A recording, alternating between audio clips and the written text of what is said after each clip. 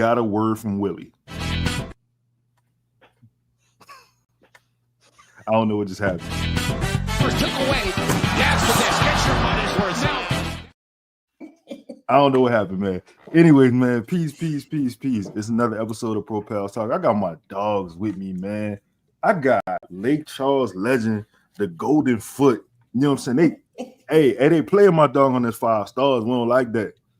We don't like that.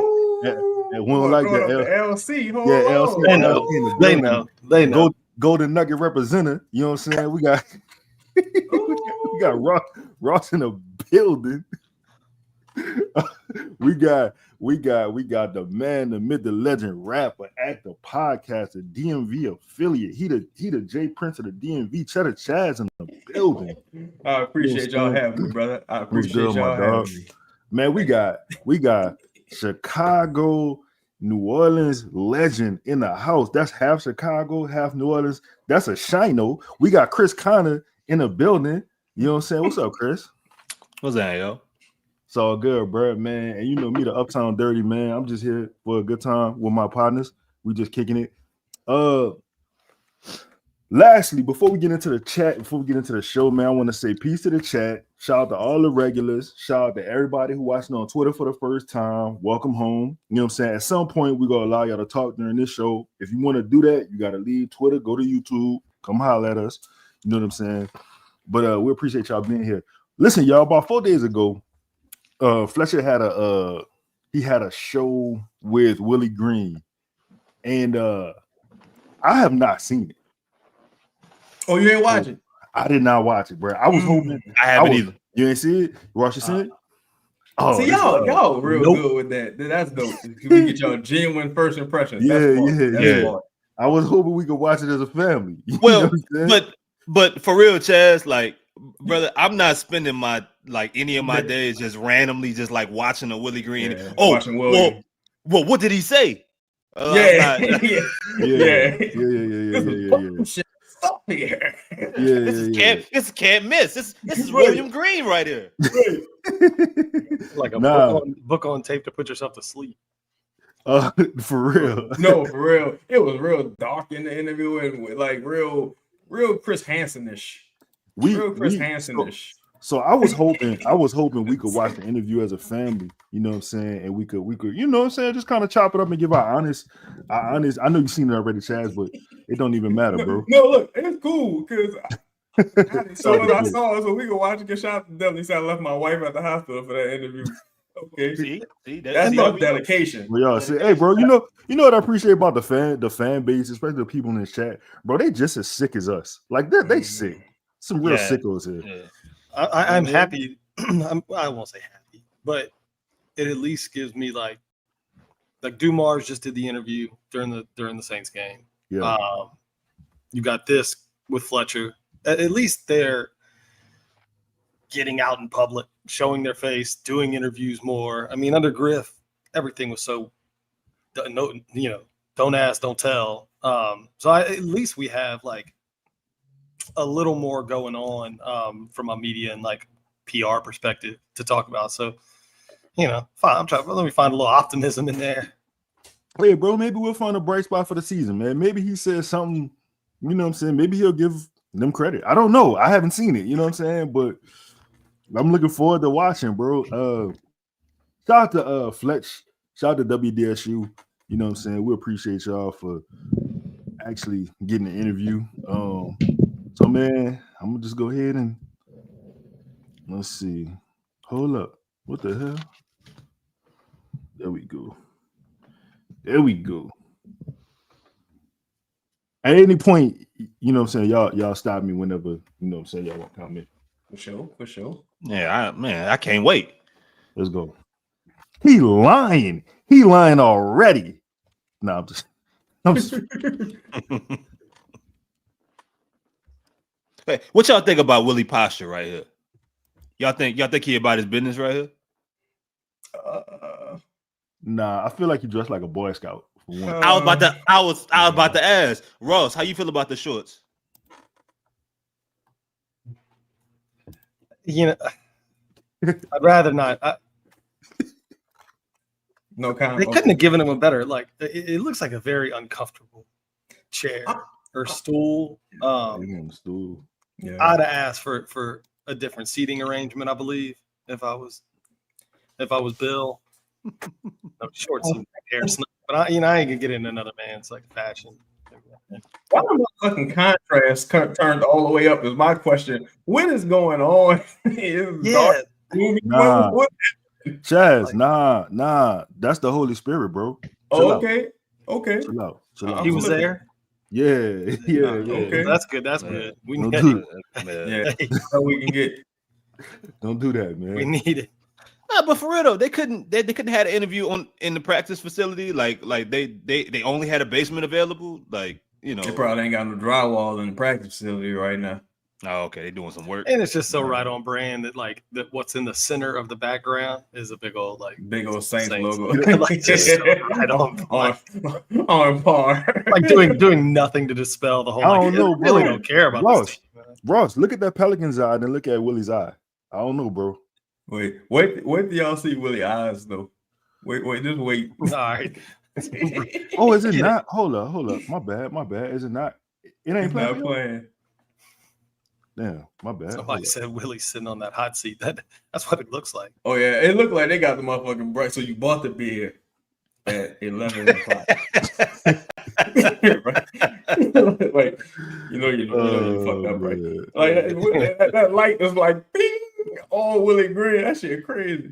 Oh, all right. You were behind the wheel of the vehicle. Right. Like they already told us what happened, Willie. All right, man. Here we go. All right, Coach, I'm going to start off with the big Y'all can hear? question that everybody wants to know. Turn it up a little bit for the chat. You know? Yeah. Oh my God. Look at Willie eye, look in the Pelican eye. That's what I'm saying. That's what I'm saying. Look at this. Willie looked like he just got bit. And he ain't slept in about 3 or 4 nights. Is that my dog from The Wire? Yeah. Well, this is him in The Walking Dead, but him from The Wire. Yeah. Go ahead. I'm ready. Who's playing quarterback for the Saints? Has your counterpart told you?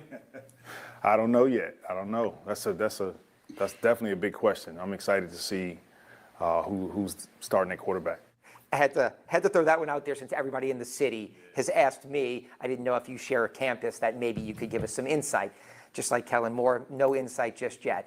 All right, the NBA is coming back to NBC. Do you remember that theme song, that round ball rock? You and I are around the same age. I remember kind of the 1980s in hearing that, dun-dun-dun-dun-dun-dun-dun. Do you kind of remember that? It kind of brings me back to Jordan and those three-peat teams. Oh, 100% I remember it.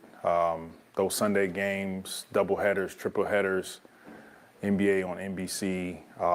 As a kid, you grow up dreaming that you have an opportunity to play on a Sunday, and that theme music is playing before you step out on the floor. How much does it mean to you? And I know, look, you're in it. You're one of the people that make it happen, coach players. But to see your league, the TV deals that they're getting are record-setting right now. The franchise values right now are off the charts. To be part of the NBA when it is really rising right now. Well, to your point, the NBA it's at a really good place, and the credit goes to the guys before us. They really paved the way for. Hey, he kind of did give him credit. I'm just saying. It's a weird start to the interview too. Like you ask him a Saints question, and then the Pelicans are on national TV twice. It's like. We got to talk. I mean, the first question was yeah. I mean, it was just like an icebreaker or whatever, but it is tough to have to talk about all the great stuff happening with the league, and you got two. How you ask somebody an icebreaker and they get even more uncomfortable? Like he looked like he got even more uncomfortable. Two tough questions to start. All right. You know what I'm saying? Stone Cold reading the building. To reap the benefits now, not just the players, but players, coaches, front office, NBA league office, David Stern, his whole staff. And, we're seeing the benefits of, the TV deals and all the hard work the players put in on the floor. You were a player in 2011 when they had the lockout. And I remember that. It was some intense conversations. But look, maybe 14 years later, the league could be in a better place. You have teams, Oklahoma City, Indiana, Minnesota. I think the league is the most fair it's ever been. And I am somebody who believes that all for one, one for all, that I didn't like it when it was, well, these 5 teams are probably going to win the championship, and these other 25, yeah, they play, but not really. I think the league, and it took a long time to get there, is maybe the most fair and balanced. And look, you've been in this league a long time. Would you feel that as well? I do. I feel that we're in a place where any given year, any team can win a championship. They have an opportunity to win a championship. First, I want to say respect to Fletcher. But these questions seem like leftover Joe Dumars questions. Like, why are we asking Willie about the parity in the league and David Stern and things of that nature? It's like, bro, this you might be coaching for your life. Like you literally might be coaching for your job and your life. You show up looking like this. You show up to like this looking restless. This man clearly is under a lot of stress. So I hope we can get to some Pelicans basketball at some point during this interview. I do think, yes. I have not seen this, and I'm hoping that at some point we asking some real difficult questions about for instance, this question that he's being asked about championships. Mm-hmm. Like, I would hope that he gives a synopsis on how the Pelicans will fare, because if he's telling me he think they're gonna win a championship, I need to get, like, we need to get more into this interview. But I gotta place a bet. I don't know if it's ever been this fair, or the competitive balance have been as even as it is now. And to your point, Oklahoma wins a championship, Denver wins a championship, Indiana's playing in the finals. We're really seeing some teams that have a shot. And before, I can't say it was this way.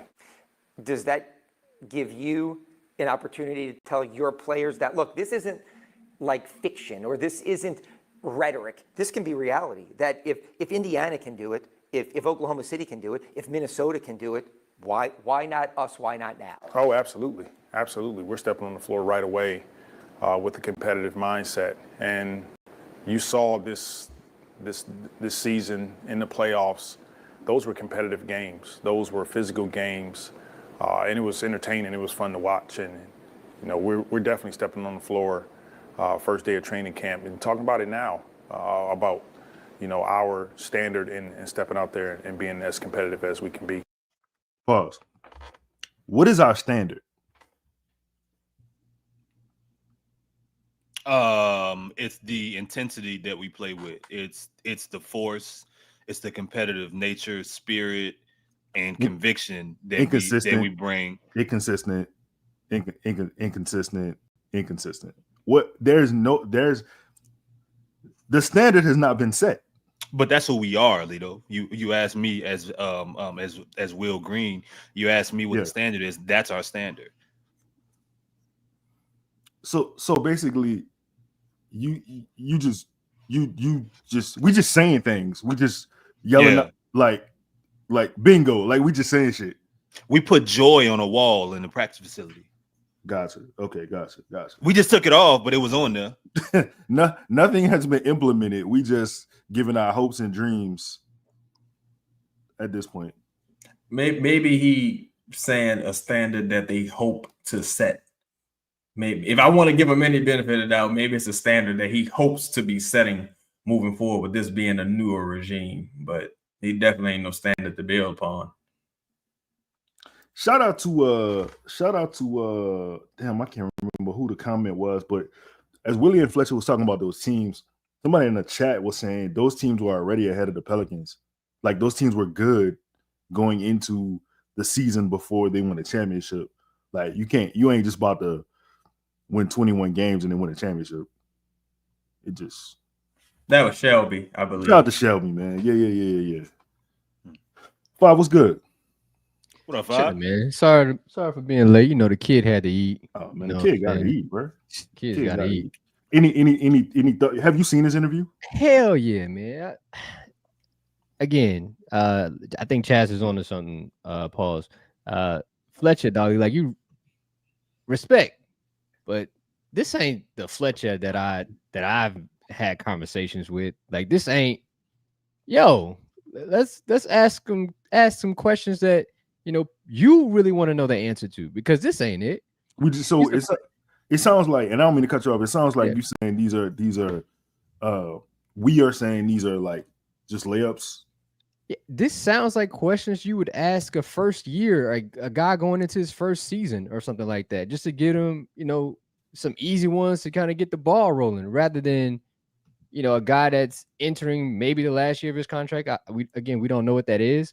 He's on a hot seat. He's probably Vegas' favorite to lose his job first. Like, yeah, we might want to ask some basketball questions here. We might want to ask some things that, what are you building, in this short period of time? Because the first 10, 20 games are super important for you. You might want to talk about that. But no, we're going to talk about the NBA, I guess. Five. You've been in them rooms. You're the perfect person to ask this question to. Why don't they ask what happens when you ask Willie Green a basketball question? Oh, please give us some insight. From personal experience. Shit, you end up where I'm at. Shit. My dog, somebody on this panel can't even voice their frustrations from across the court. The Ross they paid for seats. Like, you can't even be a fan of the Pelicans and criticize his team without being reprimanded for it or potentially reprimanded for it.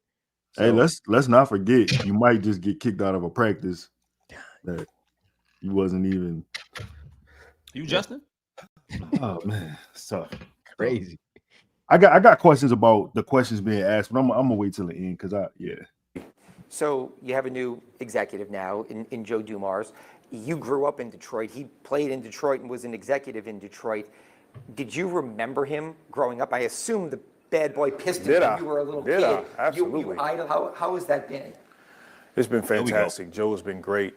I'm excited to have an opportunity to really learn, to grow as a coach.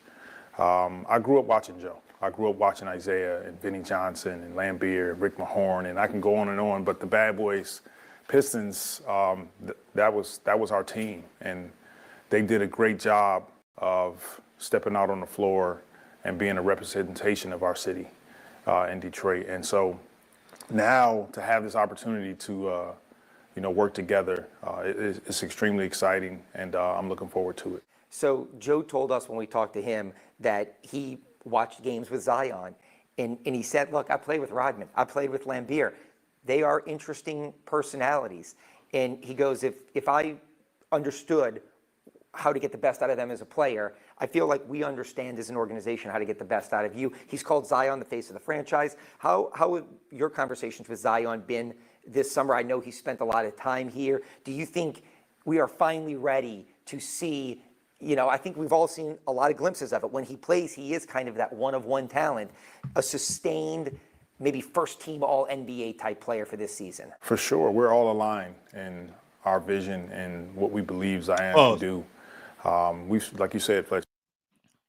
What y'all think being all aligned means? In my professional opinion, it means when after you get some new tires, you put it on the machine and it aligns your car properly. In a basketball sense, this particular team, I'm not sure how the dysfunction can be aligned without actually removing the coach. So, but when he says it, we're all aligned. When speaking about Zion, what do you think he's pointing at, or what do you think he means? Go ahead. My bad. I think in this situation, I'm less of like a I can be less condescending about my answer, because I think it's maybe is the first time that maybe Willie Green feels like they actually do have some structure. Like maybe he feels like we finally are aligned with Zion because Joe has done something. Like he hasn't just like acquiesce to everything Zion wants. He has stayed here over the offseason. He has made him work. He appears to be in shape. So maybe in this specific question, he's actually giving an answer that's like, yeah, it seems like we're entering the season in a better place. It seems like Joe Dumars has helped set like a little bit of a standard, excuse me, and some expectations for Zion. So I think he could be referring to, like, from a leadership perspective, we finally have possibly the support we need to get Zion from point A to point B.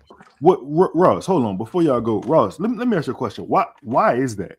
Because this is my thing. He's the coach. Ain't he supposed to provide the structure? I don't think there's any structure that Willie Green can provide.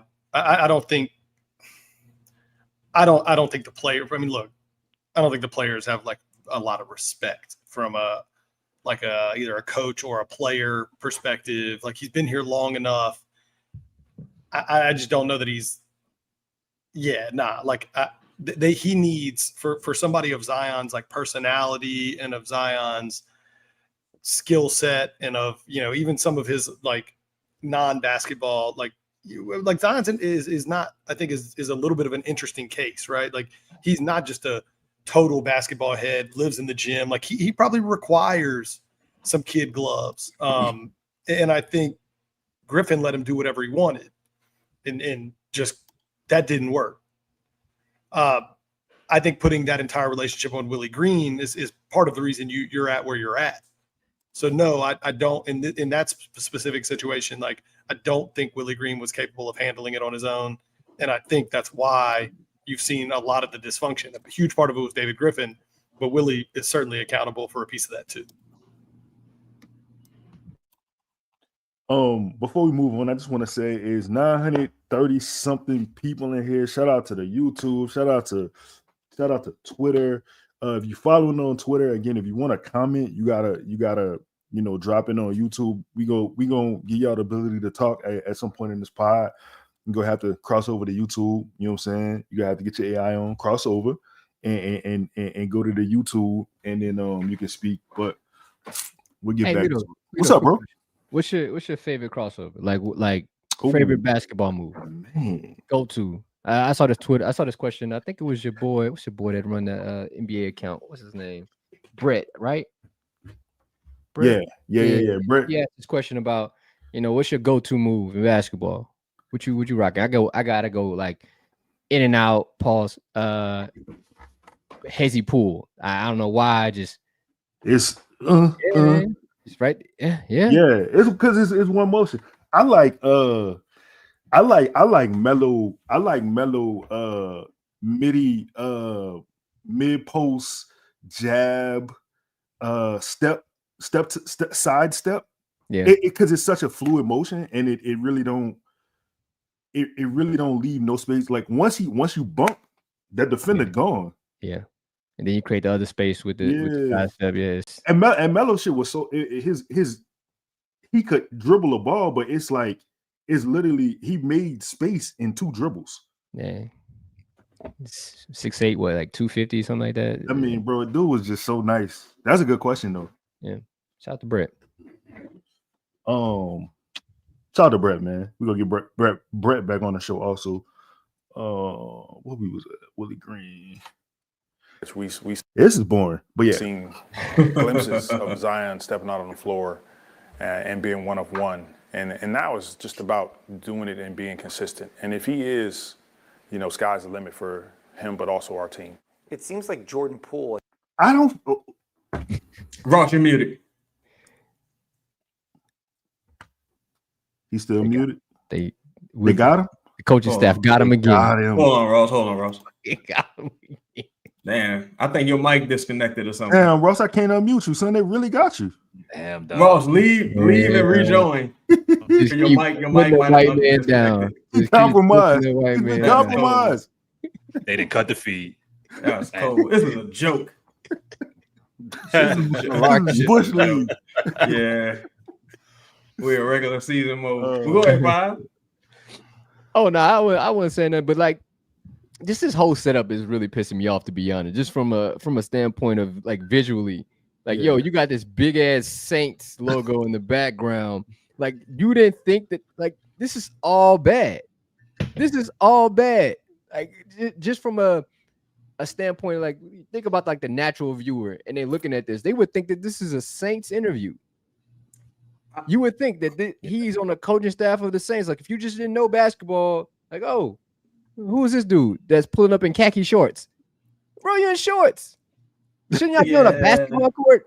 Like, there's a whole facility for that. Like, you could be anywhere. But as a mass communication student, this gives me an aneurysm.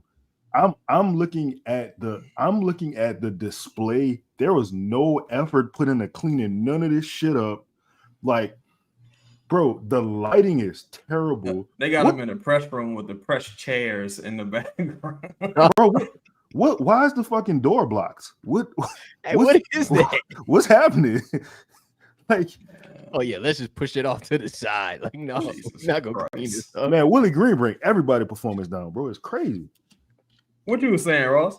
Can y'all hear me now? Yeah, you good. So they're trying to hold me back. I was saying, Willie Green does something when he answers questions that like, it drives me crazy, but it's kind of, I take it as like a lack of a leadership thing, or so. It's almost like he's uncomfortable answering questions. Like he never ends the question like by like making it a full circle thing. Like, and this is how we're going. Like when they asked you the question, or when Fletcher asked you the question about, you know, the Detroit teams from the past and Joe Dumars and, you know, all this stuff.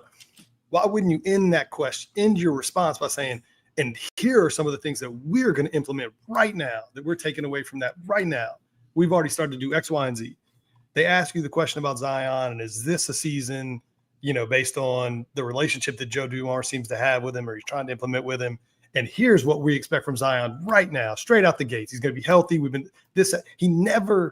He just leaves it. It's a half answer, and there never seems to be any emphasis or strategy behind like finishing the thought, finish the question, finish.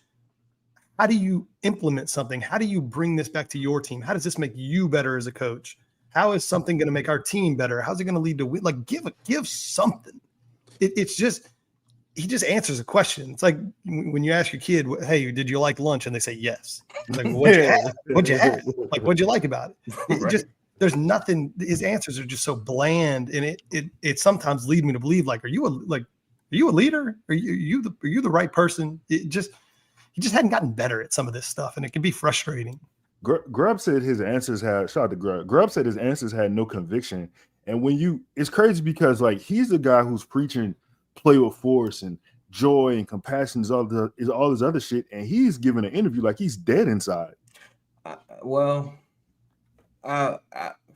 don't think Willie Green's going to be with this team very long. Honestly, that's been one of my reasons for saying, really don't matter. This looks like a viewing at a funeral home, man. Honestly, and also take into account Joe Dumars' interview was about 15 minutes. Willie Green's interview about 10 minutes. You take out the first few minutes with, you know, kind of some pleasantries and softball questions.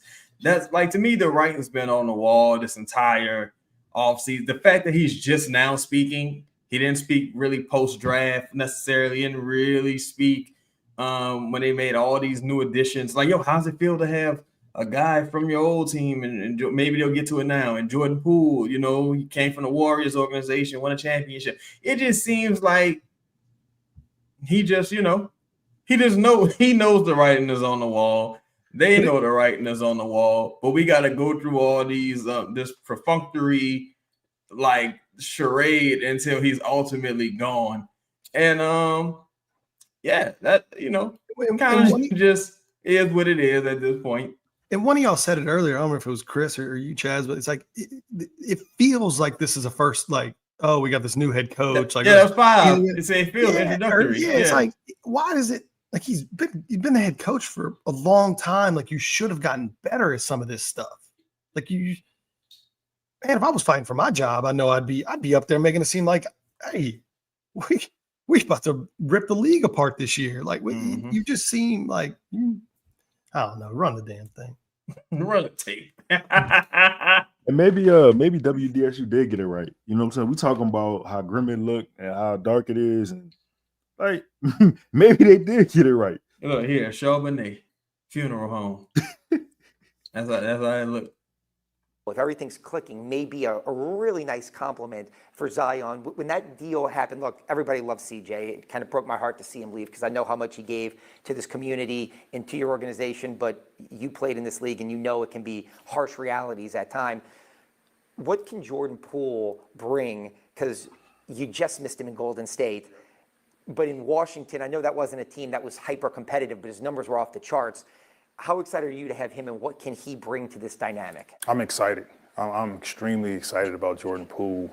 I think he is at a point in his career where he's ready to take even another step forward.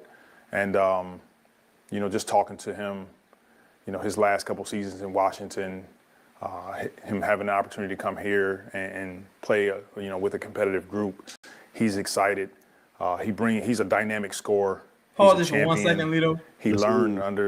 Without saying too much, I'll say this. Willie Green has been making more. Now, whether it being sincere or disingenuous, that remains to be seen.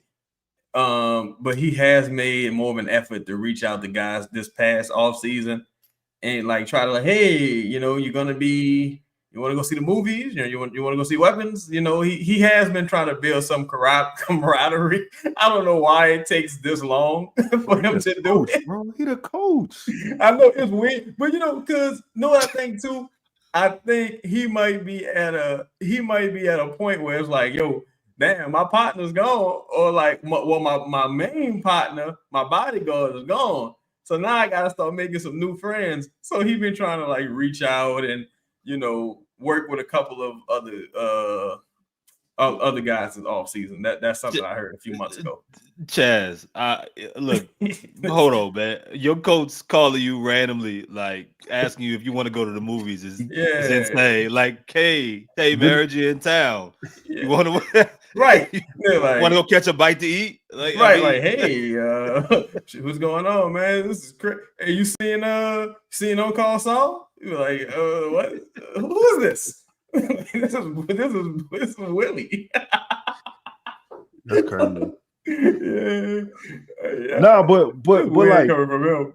To me, I have a problem with this being whatever year this is for him, and he's making it a point to endear himself to guys coming to the team. You know what I'm saying?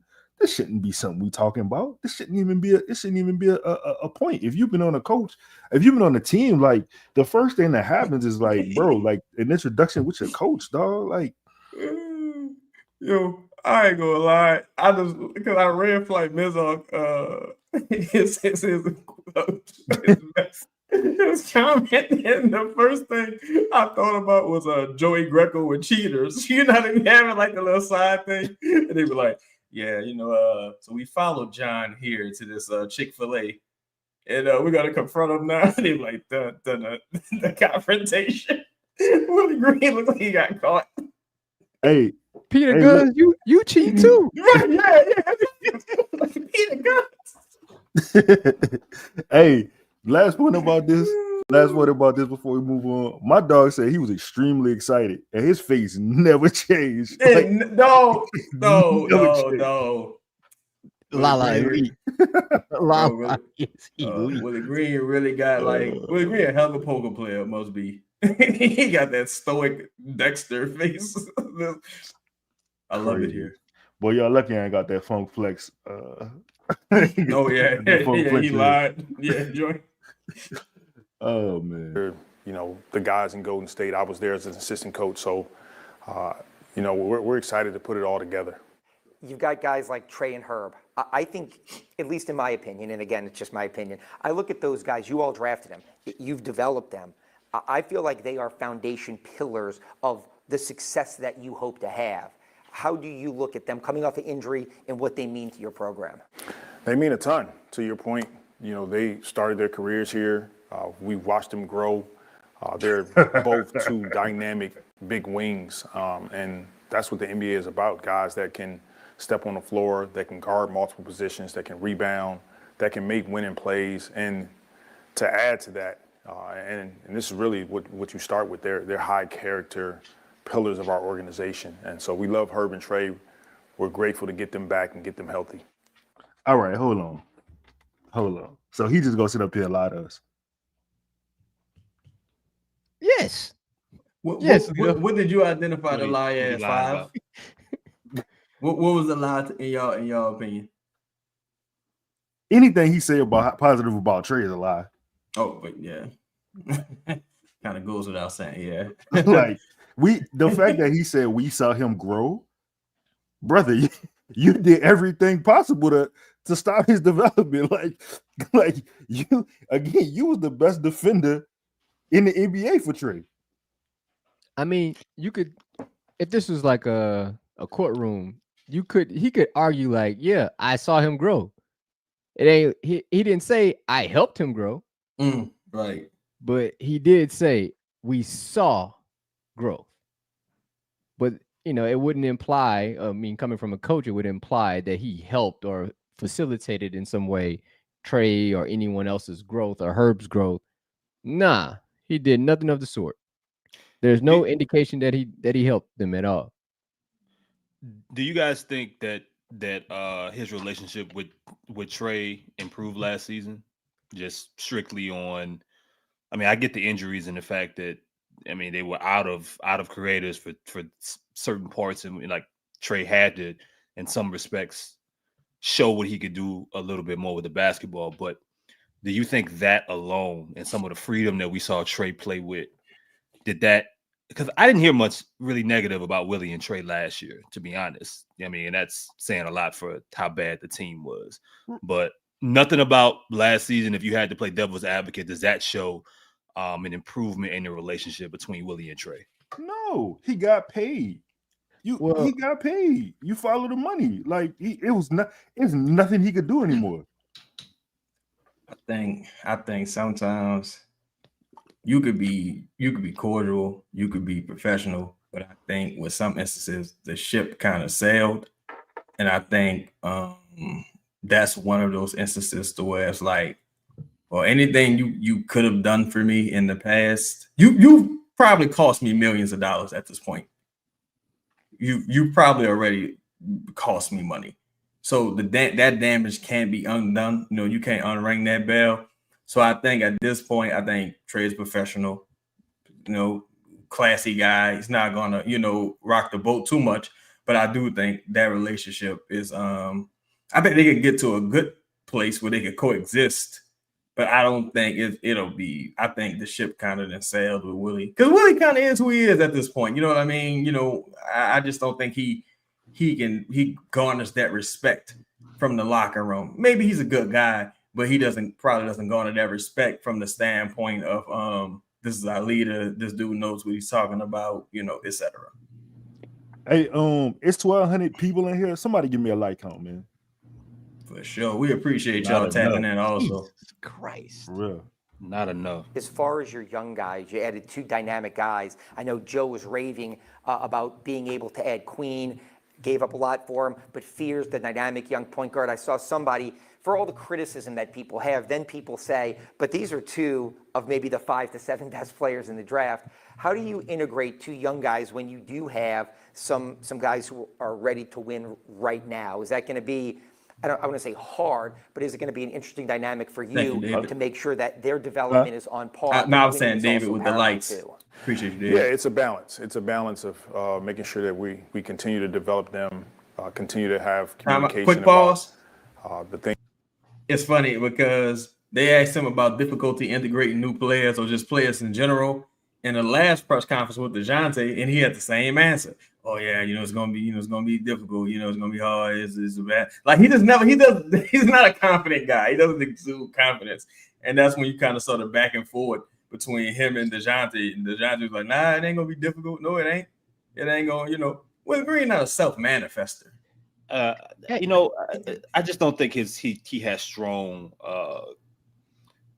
communication. I don't want to say strong communication skills, but I don't think it's high on his ability scale. And I think that's what you're looking at right here. You're looking at somebody who struggles with giving answers that number one things that answer the exact question, realizing that, you know, in this situation, I need to show some kind of enthusiasm, like, you know, just those kind of things. Or, you know, he may be somebody that it may take a longer interview. 10 minutes may not be long enough.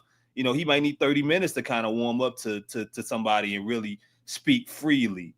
I mean, he seems really close to the vest with some of the things that he really wants to say, or some of the things that we've heard him say on the side, though. But I'm just looking at somebody like communication wise. And if you think about it, like that goes hand in hand with some of his struggles with some of the players in regards to communicating with them in different ways and being able to relate to them outside of Willie's vision tunnel. You know what I'm saying? So, you know, go at 5. Nah, man, it's kind of funny. I don't know a coach that would be like hard pressed or think it'd be difficult to have good players on their team, right? Like he makes it sound like it's the worst thing possible to have all of these players and try to figure out, yo, like you got good talent. So how are we going to make this work? He'd rather it be lesser talent so he can kind of control it. And, you know, that's why you see the Jose's of the world. And when guys are out and he gets to play with his bench and you see the energy is different because it's easy to coach guys like that. It's almost like a college field.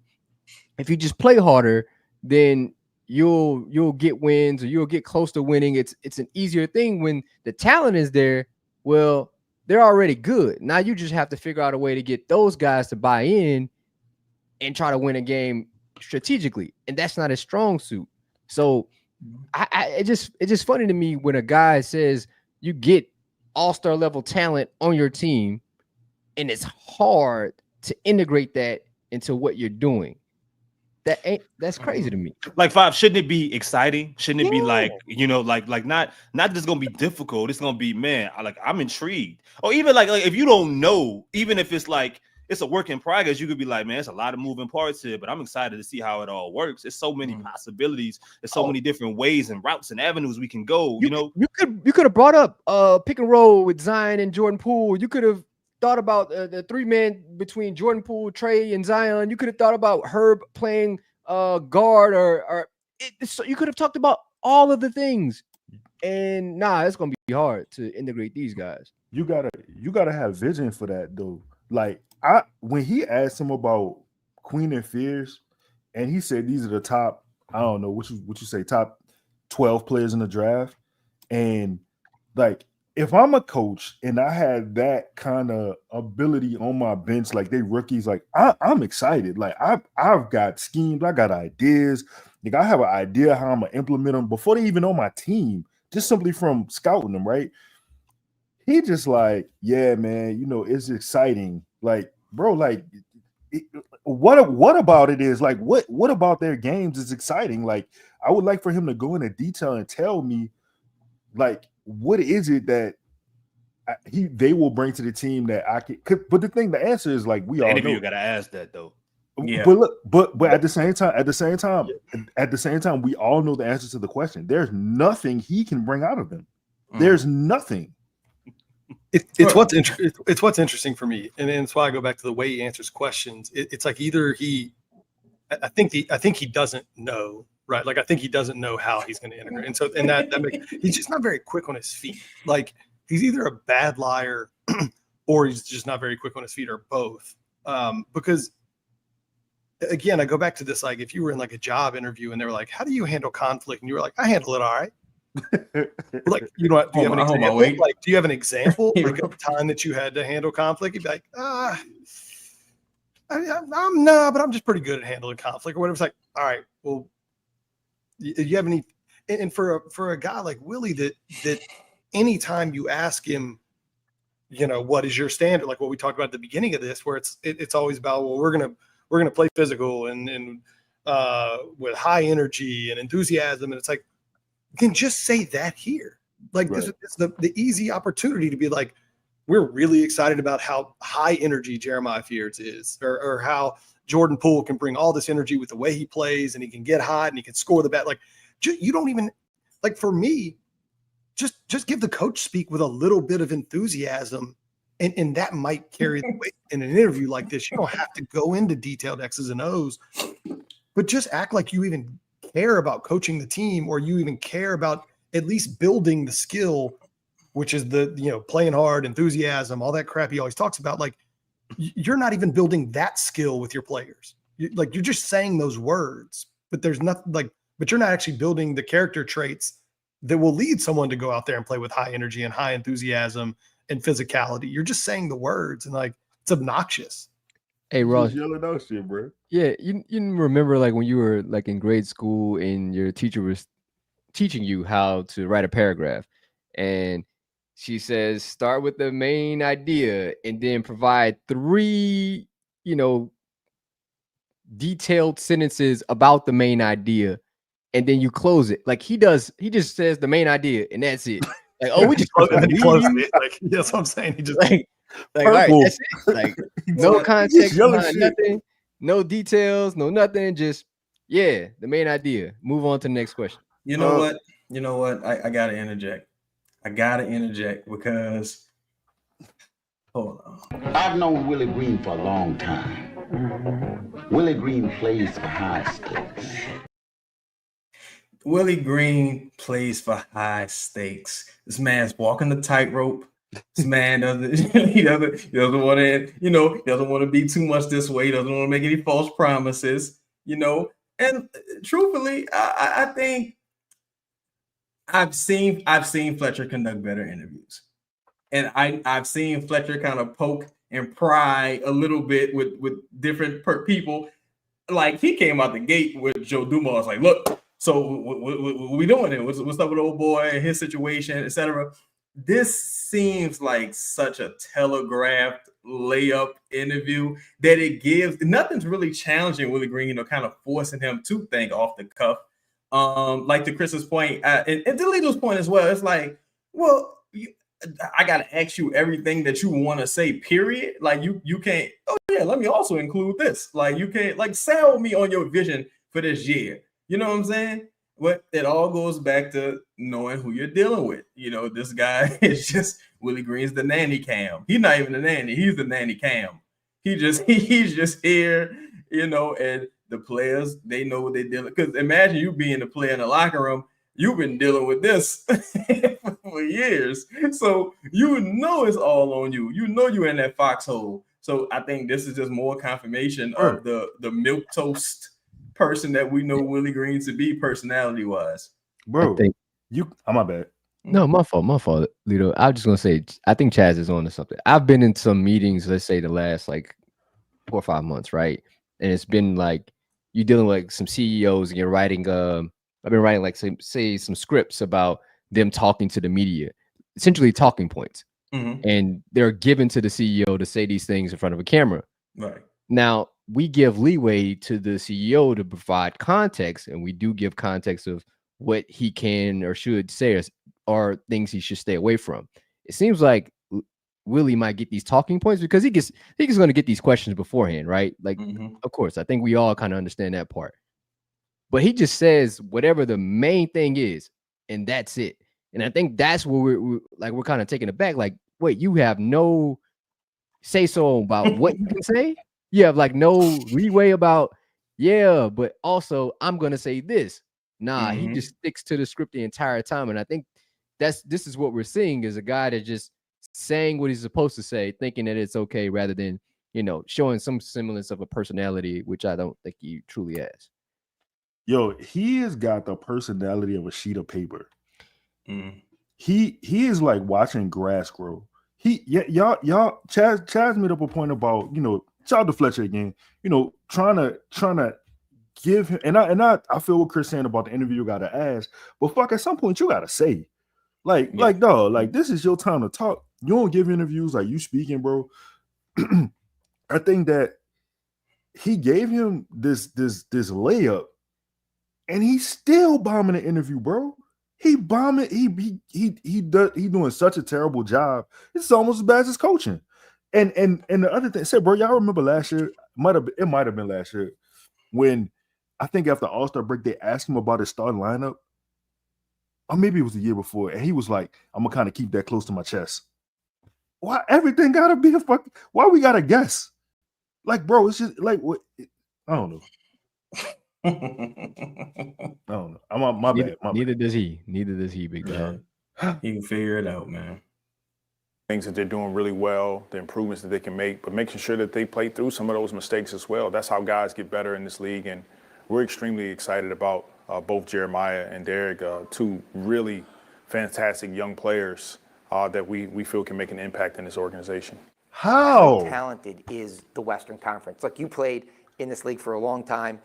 I feel like you look at it now and you go, man, oh man. I mean, I look at the East and sometimes wish, have they done realignment yet and can just throw y'all in the East? But I mean, I look at the West and I get the Clippers are old and everybody, but it just seems like it is, you know, it's a hornet's nest night in and night out. It's going to be a bar fight every night, and we look forward to it. That's what makes the NBA special. And the Western Conference is going to be tough, but we're excited about it. We're excited about our group, and we look forward to stepping on the floor and competing against anybody. And just final question here. What would it mean for you? You grew up in Detroit. You saw what those Bad Boys Pistons teams meant to the community, how everybody can rally around it. Basketball has never had that kind of success here. You've had obviously dealt with injuries and up and down, you know, unforeseen things that you can't control. What would it mean for you? You've been here now, your kids go to school here, you're ingrained in the community, to bring basketball to heights it's never been. Again, you know, I kind of think about it and think, God, that would be so great. What would that mean to you, knowing that you've weathered the storm and maybe you took it someplace it's never been? Oh, it would mean the world. You know, starting with Ms. Benson and her leadership, it's been, you know, great to be here under her leadership. Now having Joe and Trey Weaver, it would mean the world to myself. Basketball and then this community, you know, combined. You know, we're entrenched here. My family loves it here. We love the people. We love the culture. And to try to bring consistent winning here in New Orleans would be, you know, a dream come true. This was a terrible hire. Thank God that's over. It's a terrible hire, man. Bro, he said a bar fight. Well, I know what team is drunk. Yeah. I know that. And Chaz, you've watched this movie before, but like not Black Dynamite. Oh my God. It's the parody of Dolomite. That's Black Dynamite, I think. No, No, not Black Dynamite. Yeah, but like with Wesley Snipes in it. Oh, yeah. That's the like the Rudy Ray Moore type story. Yeah. I got you. Do you remember the scene where he's talking about Wesley Snipes talking about you got to know how to shoot black peoples? Yeah. Willie Green got bags under his eyes, and they had this light shining on his face as if like he's sorry, no offense, Ross, a white man. Like, dog, what are we doing? No offense. A part of me felt like how the production was set up was like, yo, this is a homegoing for this dude. This is the last time you might see him really talk to the media before the opening presser. It just kind of struck me as it was very lethargic, low energy. It was cold. You damn sure not selling no season tickets with that pitch. I thought the production was poorly done. And it seemed like they did it at 2 a.m. or some shit. Like, you know, it was just real. Like, why couldn't y'all turn the lights on? Because you did the Joe Dumars interview in the Pelicans practice facility. It was bright. It was vibrant. You know what I'm saying? It was engaging. Joe's leaning forward. You know, it just looked like Fletcher and Willie didn't even know each other like that. It was just really cold and it was really whack. But luckily, Joel Meyers and John Stinchcomb know how to interview people. Yeah, you ready? You want to do that one? I got the Willie. I mean, I got the Joe D interview too. We gonna play that one. Hopefully, you know what I'm saying. It can resuscitate us because I didn't learn shit from the Willie Green interview. No offense to Fletcher, because Fletcher. Yeah, I mean, Fletcher a beast at his job. It was just you can't make bricks without clay, man. Hard to talk to dead people. Yeah. It's good to have a Louisiana native back with us. An exciting time for you. Joe losing some weight. Yeah, it is. It's been great. I think I've been back to New Orleans about 4 months now. and it's been absolutely great. I've enjoyed every minute of it. You've been busy. Been busy. And you moved some parts, and you brought in some parts, and we'll talk about Zion, but some of the new guys that I like that you picked up, like Jordan Poole and Sadiq Bey. Yeah, those guys have been great, and yo, no more. I'm about to say, I was thinking something crazy. On first down. Carry over to the left side. Akers gets about 4. We bought this footage from the back of a motherfucking van. You got the interview on DVD. As well as Edwards Alaire. But Joe, tell us about the way you construct a roster, because you've already got Zeke, you got Trey Murphy, you got Herb Jones, you have some components, and then Eve is playing real well over in Africa, Basketball Africa, the tournament. Yeah, it's really important to have those really talented players that you just mentioned. But for me, just as important is the depth. The NBA is 82 games, tough 82-game season. You're gonna have injuries, you're gonna have fatigue. And if your team is not deep, if you don't have the depth in your team, it can catch up with you. So that's been a big focus of mine since I've been here. Well, I got a question for you then, because hold up. I just want to say just the respect that they have for Joe as far as the complexity of the ask of the question. Mm-hmm. You know what I'm saying? Like roster construction, and Joe, like, he got right to it. Like it wasn't no, well, you know, I think this guy's a great guy. Like, didn't talk about his personality, didn't talk about the type of man he was. Like, we got this, we got that. You know what I'm saying? Like, shout out to Lala, man. We appreciate you. But my bad, I didn't mean to interrupt. All right. the Saints have decisions that need to be made in advance of Tuesday. Yes. And when you talk about depth, you know, the season is long and it's hard and grueling. When you're evaluating young players that may not be there yet, or a veteran that you kind of know where they're at and they have that ceiling, how do you make those choices? Well, you got to see how they handle situations like this. I mean, you've done it, you know. So for a virtual measurement. Good timing. We're good. We'll be able to talk forever. No, you know how it is, John. I mean, like, you got to see how guys react to live action. You know, it's one thing to be in practice. It's one thing to scrimmage, situationals that you do in practice. But nothing is like when they turn those lights on, turn the popcorn on, and people sit in the stands. That's a different animal, and you want to see how people react to that as much as you want to see anything. Yeah, you can only simulate so much, right? Now, this is just my observation. I know John, he don't know how the NBA work salary cap wise, so he talking like you could just cut motherfuckers. He like, you know, you got a guys long in the tooth, you know, you can cut them so you get a young guy in. It's like, and shout out to Joe. This is Joe being a professional communicator. He knows that John doesn't really understand the salary cap mechanisms, but he's answering the question anyway. He's like volunteering certain information. So I just want to compliment Joe Dumars on that. Yeah. Absolutely. Absolutely. Dallas Executive Vice President Joe Dumars in the booth with us. And another, I brought up Bey, I brought up Poole. Two guys who could be starting this year for the Pels. They are that talented, especially Jordan Poole. And Bey coming off an ACL, missing last season. But I also want to bring up the fact that mentorship is very important in the NBA. Absolutely. And you picked up somebody that I really like a lot, Kevon Looney, a real bright young guy at UCLA who's got rings with the Warriors. Anybody that's played this game, been around this game for a long time, will tell you that what the locker room is like is really important to your team. And if your locker room is not right, really doesn't matter how much talent you have, it's going to catch up with you.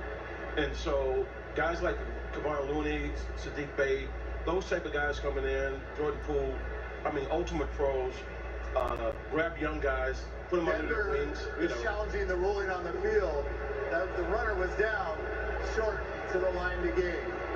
Timeout. All right, we're going to take a quick timeout, but we're going to continue our conversation with Pels Vice President Joe Dumars in just a moment. John, about depth, and we saw it with the Indiana Pacers. We saw it with Oklahoma City, the two teams in the NBA Finals. Now, you've got to go to Australia. You've got 2 games in Australia. Do you bring the guys back and then shut down for a few days? Because, I mean, that's 17, 18 hours on a plane. Yeah, league rules demand that you give the guys like 2 or 3 days off when you come back from a trip like that. So when we get back from Australia, we will not do anything for the first 2 or 3 days. So 2 games in Australia, then a game in Birmingham, G League affiliate there, a game in Orlando, and on the sneak. Yo, I know that'll be interesting too. I know we got a lot of fans abroad, and we appreciate the support. I ain't gonna lie, even now, especially after hearing that, I really dislike the Australia idea. Like, it's just, I understand that it's an opportunity for a team building exercise. You're abroad, you don't really know nobody, so y'all gotta travel, build camaraderie, but the risk reward just seemed like, what the fuck? Like, you couldn't just send them to Tennessee somewhere? Like, why they gotta go away? Like, why this team? This ain't even an Australia worthy team necessarily. I hate it. Yeah, Especially wasn't this playing like 2 years ago though? Right? This is Griff's idea, or Griff's, doing. I'm sure had Dyson.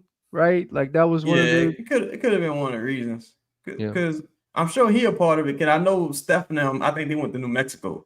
Oh, not New Mexico. They went to Mexico City, I believe, a couple years ago, if I'm not mistaken. So they just expanding, the league. But do I really want my guys flying that many hours, risking getting fucking blood clots and shit? No. Like, so I don't really understand that whole line of thinking, but it is what it is. Especially when your home city does not get a preseason game. Like, that's bizarre too. That's real bizarre. I don't really understand that, man. Man, Silver trash. Adam Silver's trash. Oh, bro. Yeah, for sure. Yeah, again, put it right on the marker.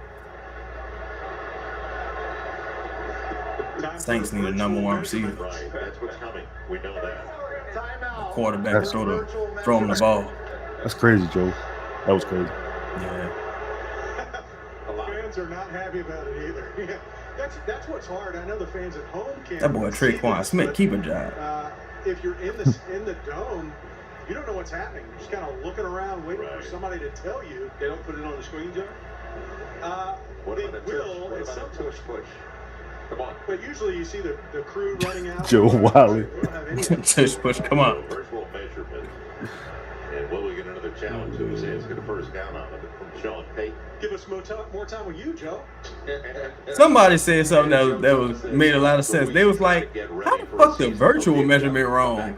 Why don't you just bring back the chain gang if you're gonna do that? Like how's the AI wrong? You're short in October because there's only a couple of weeks or maybe 10 days in October. You start on the 22nd, but at the same time, then it's a busy November. Absolutely, it's busy November. But you got to start ramping up before November gets here. Right. You can't wait until November to turn the switch on. You have to slowly start ramping it up almost now. Joel, it's appreciate that game. Let's get them likes up. A lot of guys in the gym. Got a lot of guys in the gym. We got 18, 20 guys in the gym, and so. And the group was just out in Los Angeles as a team, weren't they? Yes. And what happens in the NBA is every team, all 30 teams, the players do a 1-week training camp that they organize. And after review, the runner was short of the line to gain. That will be 4th down. Excuse me, correction. The ball will change over and downs. It will be Denver's ball, 1st down. Well, John, this is longer than the troop running. It is. Well, it speeds things up to someone somewhere. Yeah. Kellen's got the red flag in his hand. We can make this like a 5-minute process. Oh, he's got challenges now? It looks like he's considered it. He's got the flag close. Get your shit together, Goodell. Out in Southern California, guys get together, leadership in that group. When I think of Burt Jones, Trey Murphy, and everybody wants to know how Z doing. He's doing great. He's out there going at it every day. It's an intense week. This is not like just a weekend getaway. This is an intense week of drills, practices, scrimmages, lifting. I mean, the guys go at it. It was a great week out there. Yo, can we pause it? That to me, that's something that's great to hear, that it sounds like we got a full roster out there putting in work. I'm sure even DeJounte's hometown, Seattle, so he already on the West Coast, so he probably, drop by. But that's really good to hear that dudes out there working together, building that camaraderie. Been told that that's something that Jordan Poole does, a lot for us, putting guys together, the young guys, and getting some open runs and just building that team chemistry. So that's great to hear, especially with training camp being as short as it is. Like I'm happy that these guys are getting out to a fast start, giving themselves a little bit of room for error. How y'all feel about it? I'll let y'all go. It's a good thing to hear, right? But I would love to see like some visuals of it. I mean, Joe's talking about, it's not a weekend getaway, that sort of thing. Really? All right, let's prove it. Because to be honest, Joe, it's not you. Like I need proof. Yeah. Last time they were doing yoga. You know what I mean? Like which is yoga is great, but I didn't see anything else from that. I didn't see any visuals, no videos, no nothing, no. Especially with Zion, right? Like, let's see you hoop. I'd see you posted up on the block. Can we do some hooping shit? I wasn't supposed to curse today. Hooping stuff, to counteract you being on the block. You going block to block, right? So I see you. Yeah. That boy, good. I feel like I think that the idea of it is great. And if Joe's saying it's not gonna be some bullshit where they gonna be kumbaya and you know what I'm saying, they really gonna be putting in the work and getting ready for the season, then great. You know what I'm saying? I just we've in this regime of Pelicans basketball, we've heard, and then it's always been the opposite of that. I'm just hoping that this is true to the word of Joe. 1,600 people in here, though, by the way. We appreciate y'all. Again, if you're on Twitter, we're going to drop the link at some point, probably after this interview over. We're going to run a little commercial, and then we're going to let y'all come up. Y'all tell us what y'all think about the interviews. But you got to go to YouTube if you want to do that. But anybody else had a comment? Let's keep it rolling. Out of Texas now in his 5th year. As he brought down, gain of about a yard. So a good session out in LA for those guys. And as I mentioned, people are wondering about Zion because if he's on the floor for 70 games, the Pels are a different team. Yeah, he is. He's great. He's in really good shape. It's been good. He's been really good. We've been challenging him. Like, you can't keep doing the same things that you've done in the past and expect something different. And so he stepped up to the challenge so far, and we're going to keep pushing him and keep challenging him to be great. And Blake Watson turning the corner for the Denver Broncos. So when we talk about leadership, it's heard. Hey, that's my bad. I didn't know I could pause it. But also, speaking of challenges and players like that, one of somebody sent me this from Basketball Index today. I don't want to put this off, but this is Zion's numbers. When he had, I guess, more of a disciplinarian and former Detroit Pistons coach, executive, and Stan Van Gundy in the building. This is that quote unquote MVP year 2 Zion, right?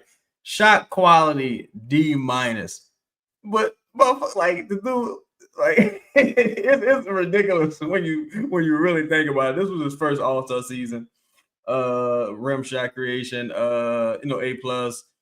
Foul draw rate A+, rim field goal percentage B+. Wait, I know that ain't real.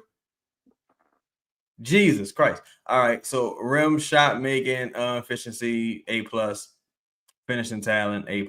So again, man, now that you got more of what appears to be a disciplinarian in the building, I'm hoping we see some similar results as far as him, playing and having, showing some efficacy, like on the floor. We don't want to see a motherfucker just, looking like droopy up and down the court. Like we want to see this guy, come out initially and just dominate from the jump.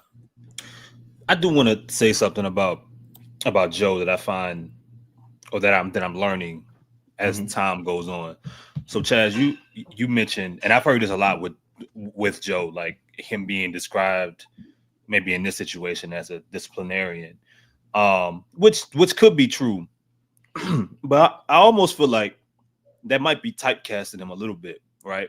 Because of the situation that was before him being viewed as, I don't view him as like this hard-nosed principal, that's walking into a school to change everything. He ain't Joe Clark, Right. I think he's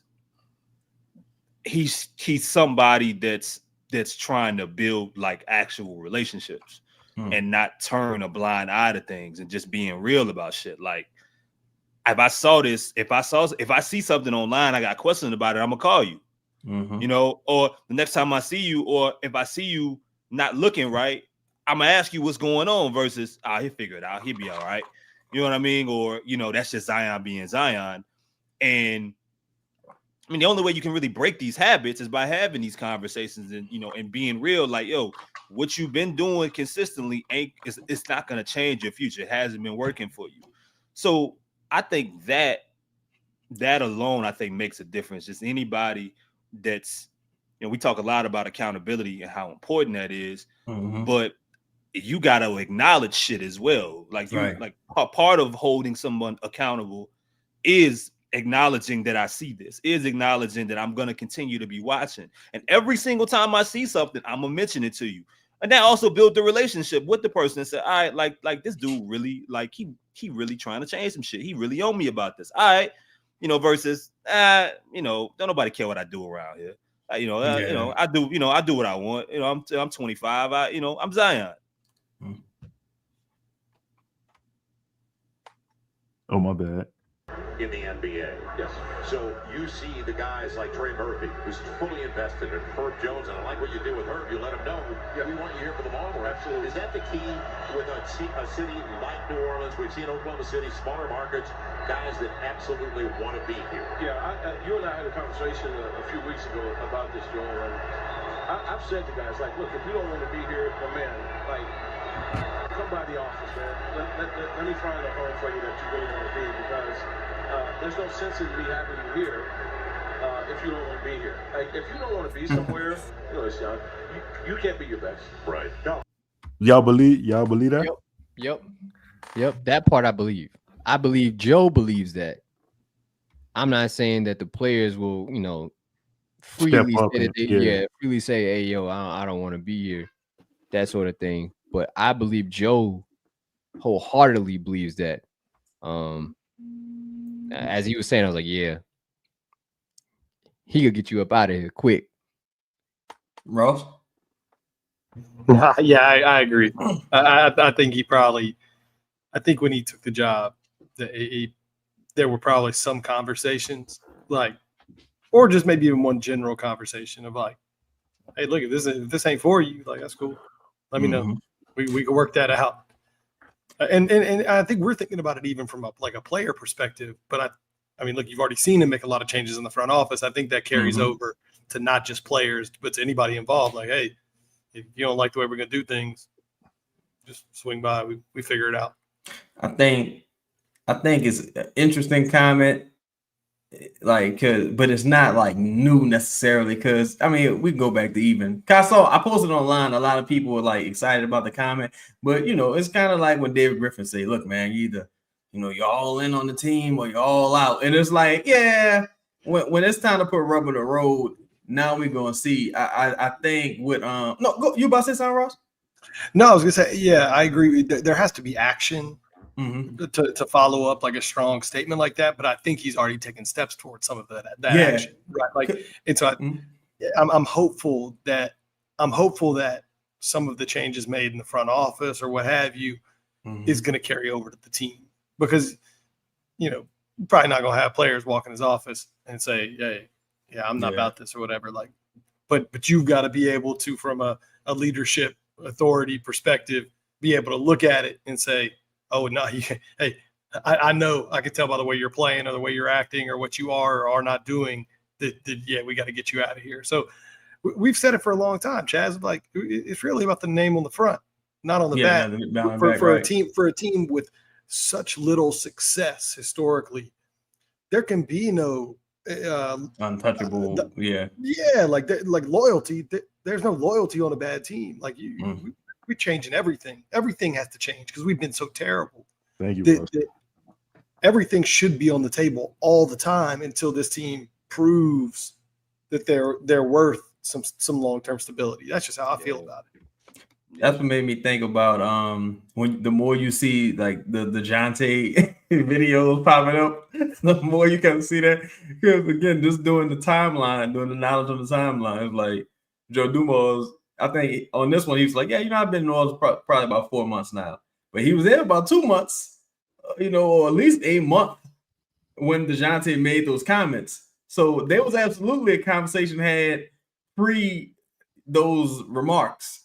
So, shout out to Brett Siegel. It was some, rumors around them looking for a deal to maybe move on from Brett. We got Pistons talking to the building. So I give Joe 1 year before he fires Willie.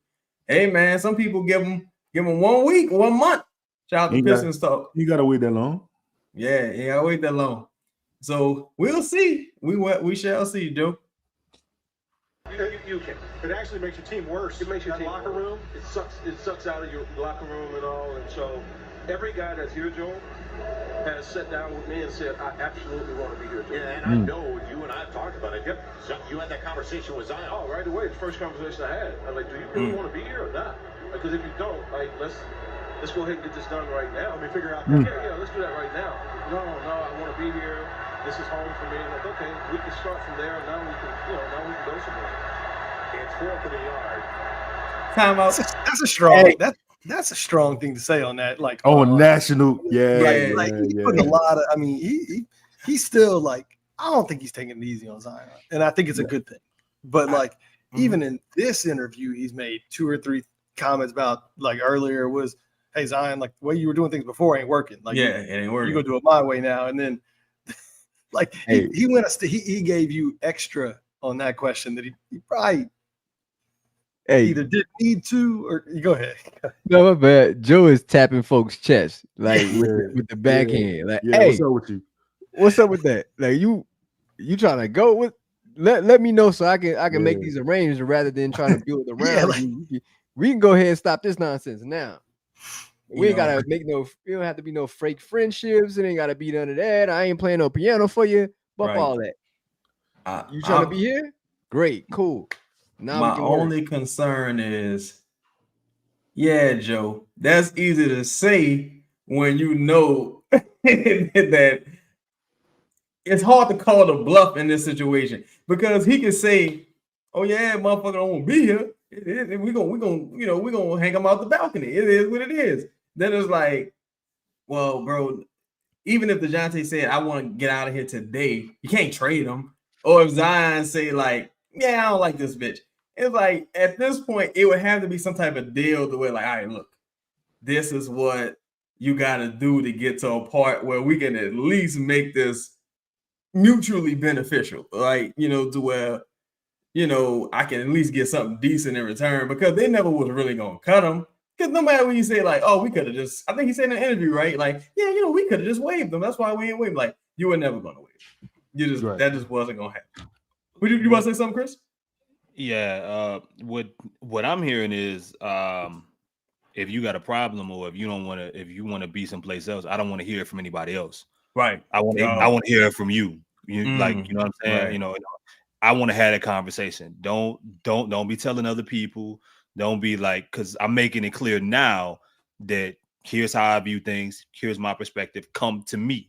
Mm-hmm. And that's a big part of trying to establish, build, bridge, grow relationships. But that's what I'm hearing. Like, let's not. I don't want to hear from your agent. I don't want to hear rumors around the building. I want to see it on the internet.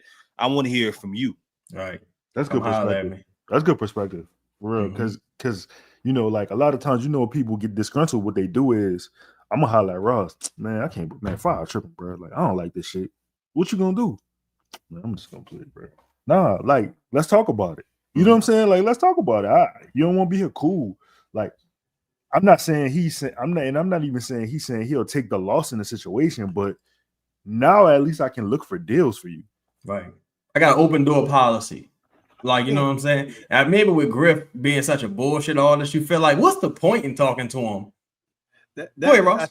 I think that's exactly right. Like it's a leadership mechanism. Like when you're coming to a situation of unknowns, is you get some people who are going to go the friend route.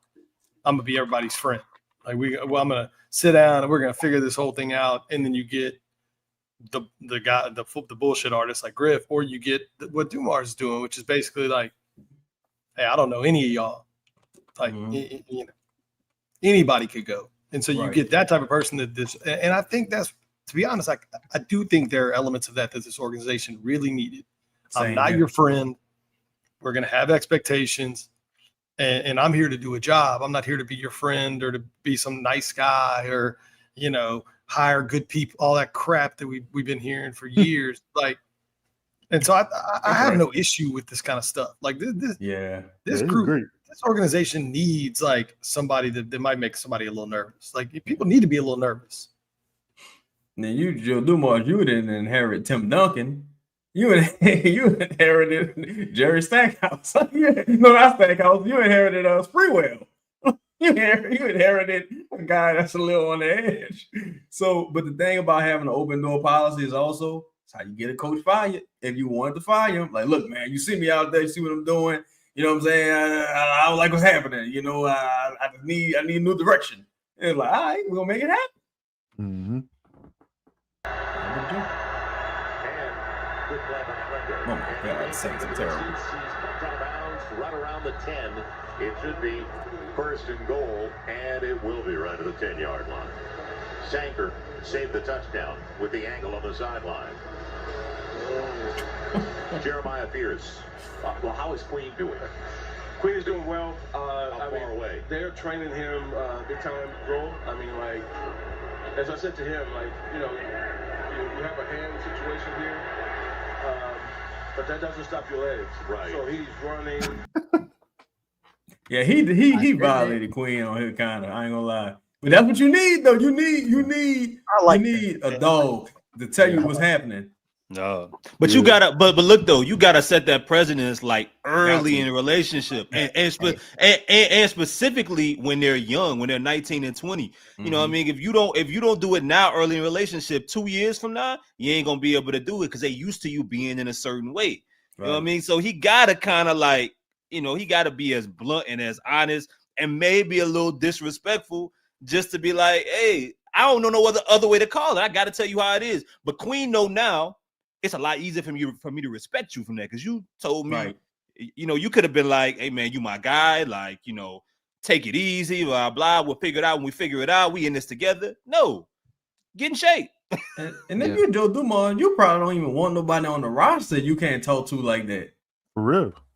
Hey, you know, it's funny. The fact that he was talking about Zion allows him to talk about Queen. It's the Tim Duncan effect. Yeah. You see Queen doing wind sprints with us Saints. In this heat. Yeah. You gotta break Buddy down. Yeah. But look, I just traded like 2 firsts for you, partner. Let's what we doing? Real, man. All right. Hold on, man. Zion was in a Saints shirt, in a long sleeve Saints shirt, doing sprints. Doing 50-yard sprints, everybody was like, "Oh man, he's in this is the year. This is the year."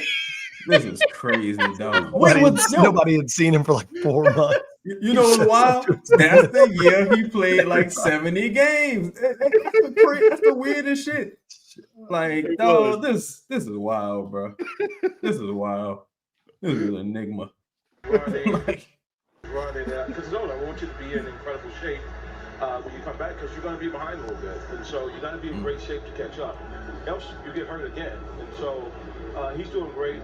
Fears is just it's funny, you know, to play on his name, but he's fearless. Like this young kid is just like, you know, when you're young like that, you don't think you can get hurt, you don't think anything can happen, and so he is just fearless on the court, and I love it. I love what he brings to us. He get to the paint. Y'all notice who he didn't mention, huh? Absolutely. Who that?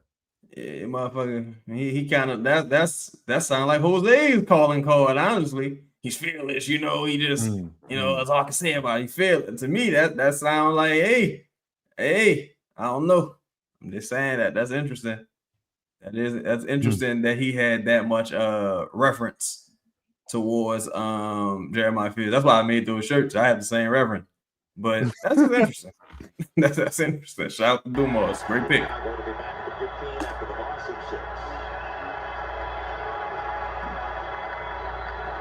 Oh my God. And we're going to get a flag. Delay a game. Offense number 4. 5-yard penalty. Second down. Preseason football is terrible. Oh my God. This is an awful product. Just awful. Games, you get an idea of what's going on. Like that and college football. Throw it all away. I really look at the month. I look at each month before the month starts. How many road games we got? How many home games we got? What's the travel like on it? What's the toughness of the schedule? I just look at each month and just try to focus on that, and don't focus on anything else. Let's just take care of this month right here. Yeah, because November is very busy, but with that NBA popular event, it's a different story. They got with the wide receiver screen. Saints took care of it very effectively. With Michael Bandy on the reception out of San Diego. Did a good job getting downfield. Joe, you're pretty good. You're going between NFL and NBA. Yes. And I'm watching a lot of tennis. It's U.S. Open time. And the FedEx today and tomorrow. It's golf season, too. Joe working. Yeah, Joe Cole. Joe said, don't just stop me at 2 sports, dog. Yeah, don't limit me. I just feel real positive about Jordan Poole told me in Las Vegas how happy he is to be here. Back to what you said. Shout out to Jordan Poole. Yeah. It'll be a 4th and goal coming up. Yeah, I got shirts, Dan. I'm going to put the link in the description. Saturday was to be in New Orleans. Yes. I think I said this to you before. When you make a trade, the tough call is the guy that you're trading. That's a tough call to make. The most anxious call, though, is the guy you traded for. Because when you get on the phone with him, you want to make sure he wants to be there. You just traded for him. You know what I'm saying? So the trade call, the call when you call the guy and say, hey, look, we moved you. It's always tough. I always tell people, if it's not tough for you, something's wrong. You should feel something. But man, when you pick up the phone and call the other guy, I like Joe, dog. and he knows you traded for him, you want to hear him excited. And I told Joel that Poole was super excited.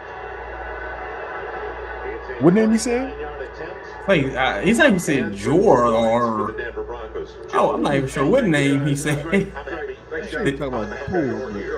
He said, "I told Drew." Was he saying I told Joel that Poole was super excited? I think that's what he was saying. That he talked to Joel. So look, man, it's 1,700 people and it's 1766 in here. That's crazy. Shout out to y'all. Shout out to people on Twitter watching. I'm never gonna call it the other name. Shout out to the people on Twitter. Look, we about to take a little commercial break. Shout out Company Burger, and when we come back, we gonna drop the link so y'all can talk. But if you're on Twitter, you gotta go over to YouTube. You know what I'm saying? If you want to talk. So shout out to Taz. Get the hand all the gear. Shout out to Taz, man. Nobody runs like a deer. Oh, man, hey, I ran into Taz joints today. Nice. Yeah, we all right. We good? All right. Performance for sure. Shout out Taz. And that's from Mile 5 right there. Here we go. Company Burger is the official burger of Pro Pels Talk and Boot Crew Media. Located at 4600 Ferret Street, Company Burger has been locally owned and operated for 11 years. Grind the meat, bake the buns, make the mayo, get the homemade tots. Company Burger uses Creekstone Farms prime beef to create the best burger in the city with milkshakes to go and a full bar. Company Burger is open every day besides Tuesday from 11 a.m. to 10 p.m. Can't make it out? No worries, we have you covered. You can order online right now at thecompanyburger.com or check them out on the Toast or Uber Eats app. Company Burger, the official burger of Boot Crew Media. Yeah. And that was our dog Justin with I heard he wrote the script for that commercial. He acted in it alone. There was no help from anybody else. So shout out to Justin, man. We appreciate you. Listen, man, we got the link in the chat. You know what I'm saying? Yes, Cajun Curveball. That's a crazy name. But yes, we're taking calls, bro. The link is in the chat. Holla at us, man. Let us, you know what I'm saying, get at us. So y'all, let me ask you a question. What we saw, I guess, while we still waiting on shout out to Justin. I guess while we waiting on somebody to talk to us, that's crazy. But we saw a video of DeJounte Murray dunking. And you know, I haven't really heard anything from the Pelicans timeline wise. I'm just going. My common sense is go tell me December. Y'all feel the same, or are you going in a different direction? Go ahead, Ross. I'm far from a doctor, but I feel like for me it's always been the first of the new year. I don't think he's going to play in December. I mean, but maybe. Look, I will say this: I like that he's putting content out there showing that he this is the same thing we've always complained about with Zion for a while. It's like I'd like put stuff out there to let people know that you're working, like whatever it is, whether you just working out, playing 5-on-5, in the gym, whatever. Like just put stuff out there to stay engaged with the team and the community and the folks following the team and buying season tickets and all that stuff. So look, I know DeJounte had a bad year and this, that, and the other. The dude's clearly out there working. Like he's trying to get back. He's trying to play basketball. So for that, I salute the dude. What about y'all? Just don't want him to rush the process. I'm happy that he's able to do some things on the floor. When I think about cutting and building the strength and conditioning around that tendon and around the calf, I think about what happened with Kobe.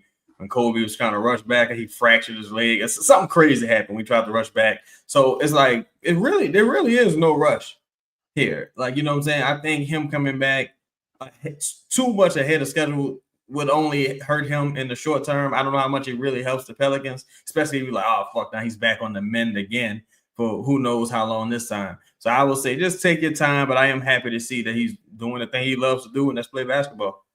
No doubt. I think we got our dog, Justin Davis, in the building, man. Let me what up, Al? Put my dog on stage, man. What's up? What's up? What's your partner? What's good, fellas? Chilling, how you doing, brother? I'm cooling, dog. Cooling. I know y'all hear me. Y'all got a little short time. I got a little quick question. Yeah.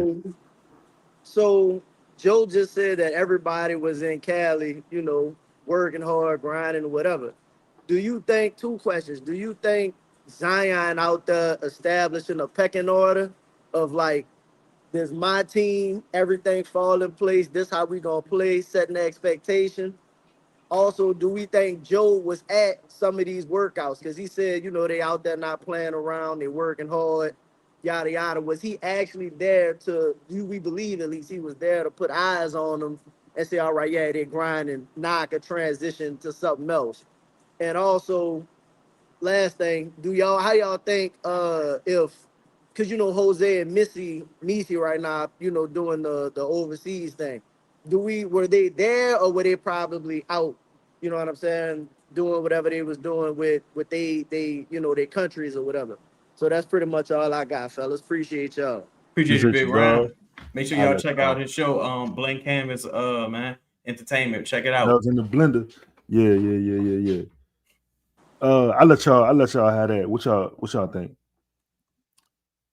Well, I personally, to answer this last question first, shout out to Eve Meesey and Jose out there playing for the country, doing their thing. Eve Meesey been balling out there, dog. I ain't gonna lie. Eve Meesey been balling. So keep up the great work, Eve. As it pertains to Joe Dumars, I think Joe Dumars realizes his reputation is just as on the line as anyone else's in this. So I do think he put some eyes on the product. A free trip to California, it never hurt anybody necessarily. So I'm sure he would. Let me just go check on my guys real quick. Don't wait up. So I'm sure he's going out there to see what was happening.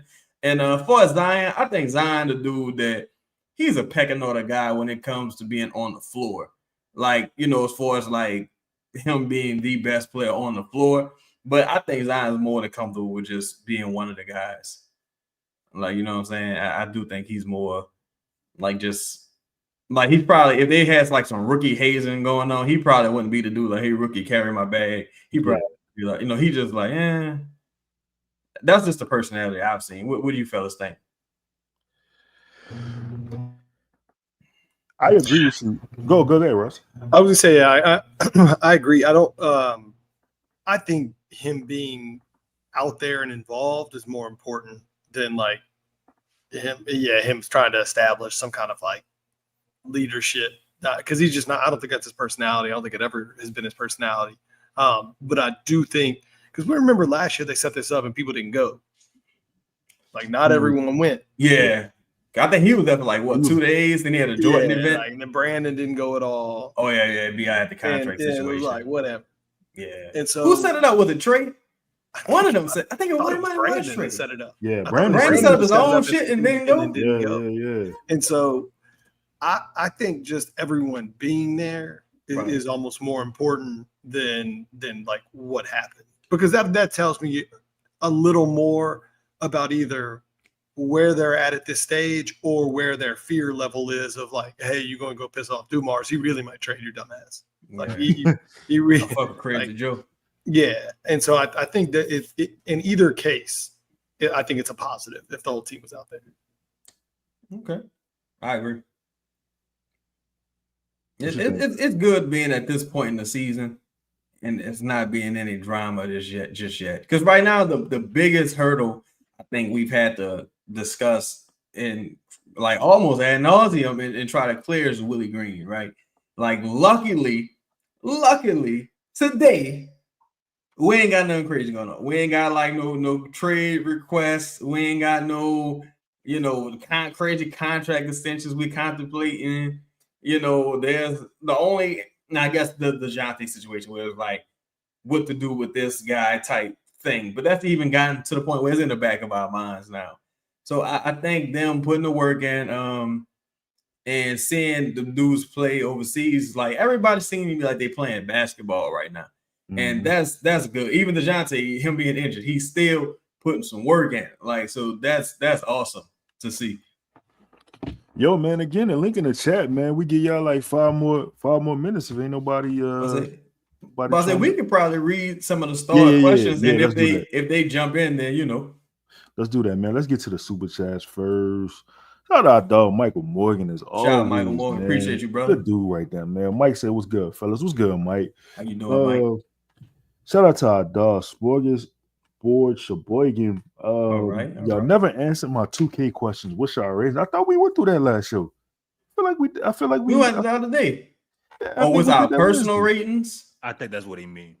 So where would you rate Trey Murphy? He was at 83. Is that right? Yeah. See, that's tough because there's so much talent in the league, man. I kind of feel like guys were kind of about where they're supposed to be. I kind of think guys were kind of about where they're supposed to be. The only one I gotta remember. Go ahead. I gotta remember throughout the year, if the players are playing well, they ratings go up throughout the year. Yeah. You know what I mean, so I would say I probably have Trey between the 85 and 86. Ooh, that sounds reasonable. I ain't gonna lie, that sounds pretty reasonable. Because somebody like he was Trey a 90. Yeah, he was a 90 in dunk, and he was like a 90 in 3. And I'm like, he was to me where they had him fucked up at was he was a 50 in handle.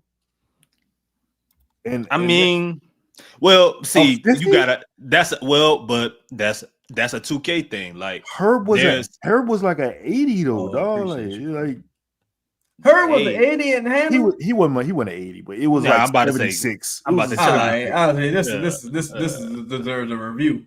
I'm saying we rounding up. What's up, Ross? Like you look. No. Well, in that comparison, yeah, that the 50's too low. Because I would have him and Herb's handle about the same. I would have Herb a little better, but if Herb was a 75, I'd have Trey at a 70 or something. I mean, it ain't like 50. 50 is a little disrespectful then. Yeah. 50 like Stanley on The Office. Like motherfucker can't dribble like Bob Cousy. Yeah, like what the fuck? Hell. Oh, hold up, man. Caves and Curveball in the building, man. What's up, my dog? What's popping, bro? How you doing, bro? What's up, fellas? How we doing, bro? Chilling, man. It's all good, man. What's up, bro? Well. What's good? What you want to talk about, man? How we? Thank you. Question is like how we feel. Are we kind of like accepting Joe? Or are we like is it coming around because I think we going? I don't think we're gonna win more than 30, but these motherfuckers keep banging my line trying to get me the tickets. Like I don't know, man. I don't know if I want to do it. I haven't had my tickets in a while for the Pels because they've been depressing. But what do y'all sound like y'all turning a corner with this organization a little bit? Like we kind of excited now? Oh no. Good question. Good question, man. That is a good question. Look, I'll jump in first and then y'all feel free to respond. So just to first address, FanDuel has the current line at 29.5 wins. So shout out FanDuel. And I think I still feel like I'm taking the over on 29.5. FanDuel got them messed up on that. But sponsor of the show, huh, Rose?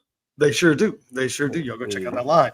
Yeah. But that's free money. Shout out to FanDuel. Here's my Joe Dumars, like the other side of that coin.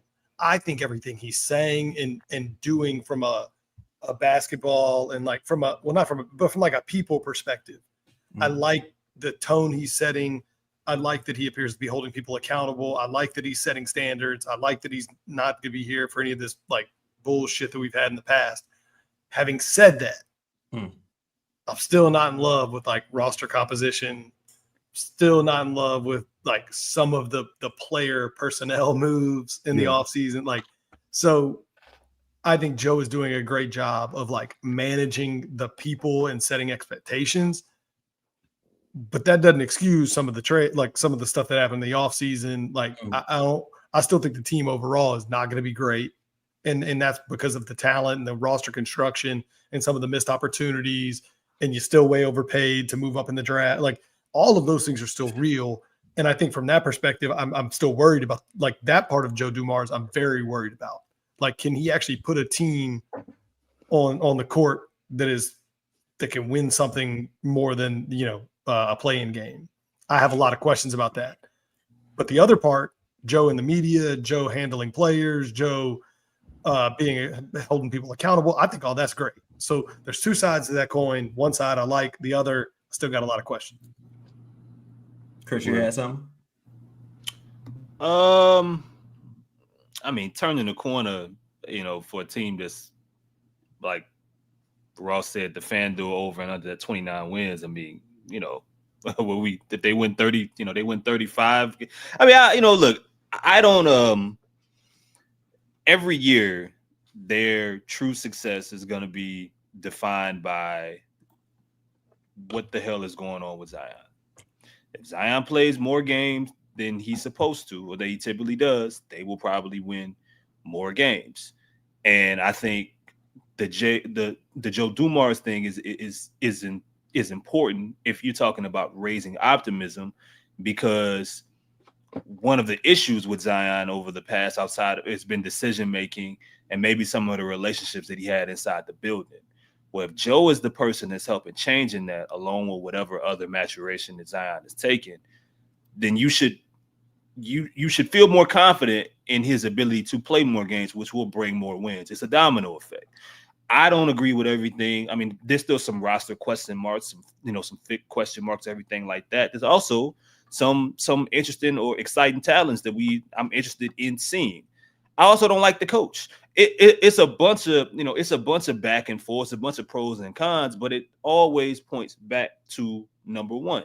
If he's out there, they got a good chance of winning basketball games. So I say the most optimism I could have occasion is that it seems like he has centered in on Zion in ways that Griff couldn't or didn't for a period of time or wasn't able to do. Joe has. And that's, I think, is what's going to make or break this year. If that ultimately works, then you're gonna care less about the roster construction because they're going to win 50 games. You know what I'm saying? If not, and he's not playing, it's the same thing, then we're going to be looking at an inconsistent team that struggles for 40 wins or 35 wins, or it falls out completely and they have another year like last year where they went under 30. Shout out to Cajun Curveball, man. We got some people backstage. We gotta bring up, man. Shout out dog Prospect. Prospect, what's good, man? Whoa. You. What's poppin', fam? How you doing, brother? Hey, what's up with y'all? How y'all doing tonight? Chilling, man. Blessed, brother. But look, man, everything Joe's saying in the interview and stuff, it sounds good, but he gotta stand on business because we done heard it all before. Listen, I'm in a state where you gotta show me. It got, it can't just sound good no more. I'm like, all right, cool. If you fire Willie before Christmas, I will believe you. I got it. This is what my pushback has to make an appearance. Okay. I believe in the talent on this team.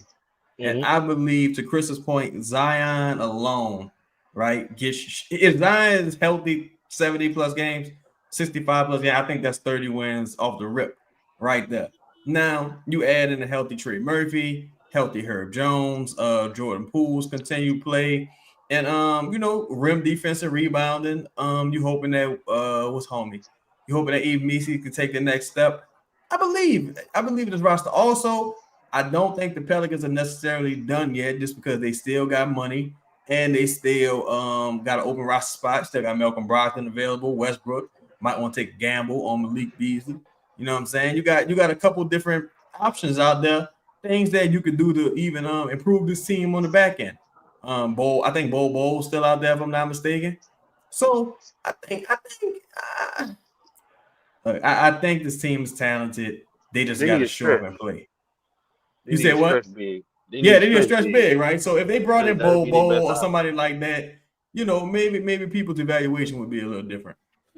Man, shout out to Prospect, man. Appreciate you pulling up, my dog. Appreciate you, bro. Always. Let's get my man Dylan in the building. Dylan, what's good, bro? How you doing, Dylan? Oh, we're doing well. Thank you. I'm here on the other side of the Mississippi up in Minneapolis. Appreciate it. How y'all doing tonight? Okay. Doing well. Thank you for being here with us. Yeah, glad to be here. First of all, I need a name, Chaz, saying we could take a gamble on Malik Beasley. Dang. Not early enough, not a little early for that, or we're good. We're cool with that. I'm just checking. 100% intentional. All right, good. I would only assume so. I would only assume.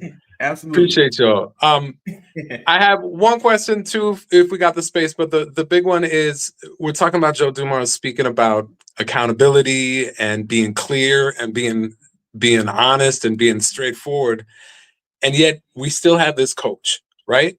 Mm-hmm. And in that first interview, someone asked, I don't know if it was Grubb or someone else, when his "Hello, I'm Joe Dumars and I'm now part of your team," somebody asked if there were any mandates for him to do things or not to do things. And he was like, I have no mandates. He said, no one's told me I can't fire anybody I don't want to fire. And yet Willie Green is still freaking here. So for me, I'm like, I have to believe that Joe Dumars has evaluated that gentleman over all these seasons and seen that maybe not the ideal coach for the team, right? So I'm taking that as a little lie, which you get to do. But so my question is, why is Willie Green still here, and how much slack do we give Joe Dumars for that? And is it in the fact that, when Fletcher Mackel asked Willie Green that question of what do you see in the future, and he's like, I want to thank Miss Gail Benson.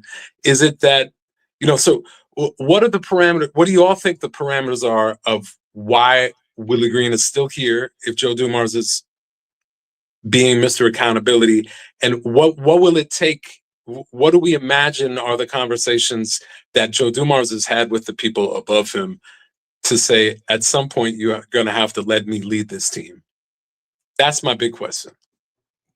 Appreciate you, Dylan. I think that's a great question. Ross? Look, I'm trying to think of the right words.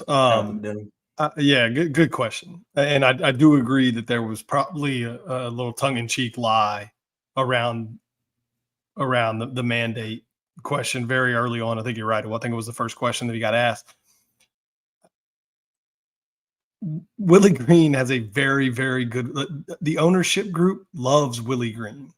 Okay, that much is I can say pretty with high certainty. The ownership group loves Willie Green, the human being. So take that for what it is. I truly believe they did tell him, like, hey, you got to give Willie a shot. Mm-hmm. Like, you got to give him a shot. And now whether that shot means 5 games, 10 games, a whole season, I don't know. I believe with the way Joe Dumars talks and the way Willie Green also kind of talks, like, I believe that it's going to be a touch and go situation. I don't think they said he's got to stay the whole year. And now this is just my opinion. Now, mm-hmm. I believe that he was told he has to give him a chance. And I think that's what you're seeing. And now whether he actually gives him that chance, gives him a full season, whatever, I still don't think he makes it to 2026 as the head coach. But we'll see. But make no mistake, the ownership group loves Willie Green. Shout out to Dylan, man. We got 2 more people in here, man. We gonna knock these out, and then we gonna get to the chat. What's up? My dog A Davis back. What's up, bro? Yo, Al, you there? Yo, going once. Got some. Oh, we go with Clay. Al, we got some technical difficulties, brother. Clay, what's up, happening, bro? homie? You hear me? Yes, sir. Yeah. All right, so I got this question. Let's say we watching basketball, but you can't tell what team it is. Like, there's no jerseys. Everyone's like a shadow. There's no identification. Mm-hmm. And so I'm trying to think. Like, I could probably recognize the Nuggets play basketball. I think I could recognize Thunder because we saw a lot of them in the postseason. When the Pelicans are playing at their peak, what will that look like with our personnel? Like, what would like stand out to you and be like, yeah, this is Pelicans ball right here? That's a great question. That's a really good question. I think it's gonna be Point Zion, bro. I think when you look at in the past when the offense had stalled a little bit, like say in the 49, it's so crazy that we can readily identify that season. But the 49 win season, when Dave Griffin was like, all right, look, it's time to pull the plug and we got to do something different. Then you saw in that Jazz game, all right, now we're going to Point Zion. Like, I think that's kind of what you see. I think it might remedy a little bit of the Houston Rockets offense or a Luka ran offense, not from his creativity, just from having, more so a singular, like, let's say, son of a player, to use CJ's term, and the plan is just revolving around that player. You can see a lot of ghost screens, a lot of Jordan Hawkins in the corner, Herb Jones in the corner, not too much cutting, not too much posting up necessarily. You're just going to see Zion at the top of the key, making things happen. I think that's what you ultimately will see. I think that's how you would recognize the Pelicans offense, rather, but it's not especially creative, I will admit. Yeah. Then we got Elwood back. Yo, you good, big dog? My bad, dog. Actually, great question by y'all previous person, because it was kind of what my question was. Okay. I was kind of thinking while they in LA, do y'all think they forming, because the biggest questions we have is, are they putting together some kind of identity? Do y'all stay out there with the new team and the new collection of players? Are they forming a new identity or what we think they're going to look like this season with players like Fears and everything? Are they making an imprint and saying, all right, we don't have here right now, this is what we need to do to be successful. This is what it looks like. This is the style we need to play offensively, defensively, whatever. Because if I'm not mistaken, this is Trey's really first off, like number 2. You know what I mean? While coming in as a number, do you think they're establishing a new identity for them to come in and actually be able to prove their season? Appreciate y'all. Shout out to David, man. And shout out and support to all our firemen, man, EMTs, and all the people out here saving our lives, man. We appreciate y'all for real, brother on duty doing this thing. What you got, Ross? I think the tricky part with answering that question is it still falls back on the Willie Green, yes, the head coach. Mm-hmm. And I think for them to change, like you can develop, I think, an identity in terms of like relationships and playing with more consistency from an energy perspective and all that type of thing. But Willie Green's still the head coach. And I think if you want to change play style, like you're gonna need a different, you're gonna need a different voice to implement that. And so I think the way I'm answering your question is like, I don't know.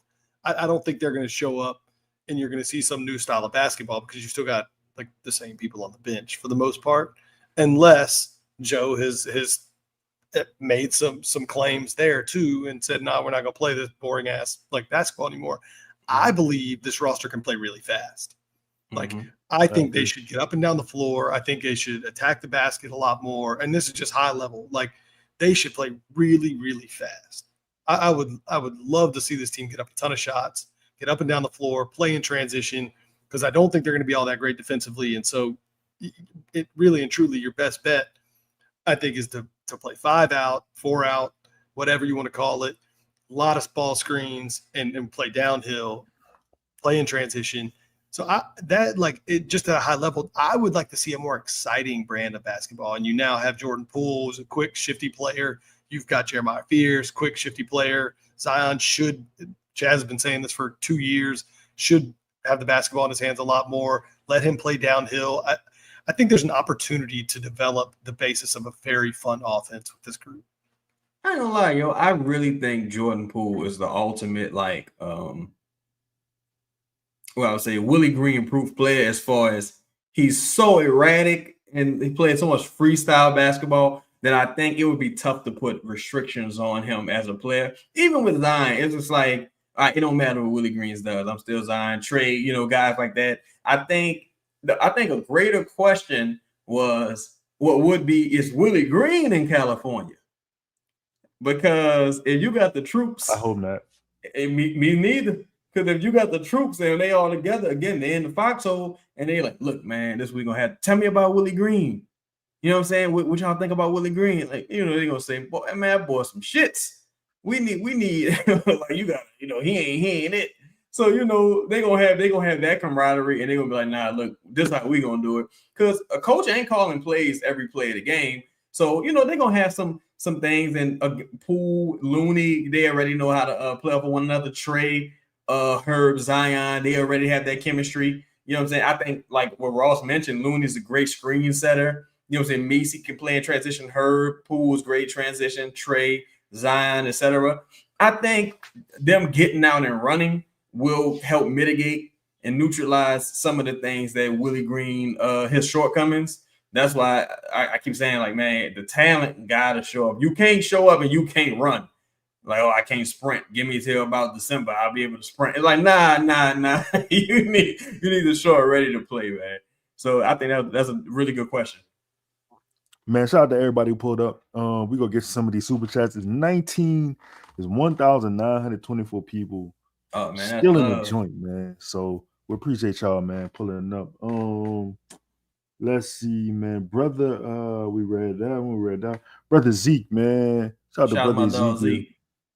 I don't know why this is not showing on the screen, but I am pressing the super chat. No, it showed up. Oh, all right. Yeah. Man, hell nah. Bill Green in khaki shorts.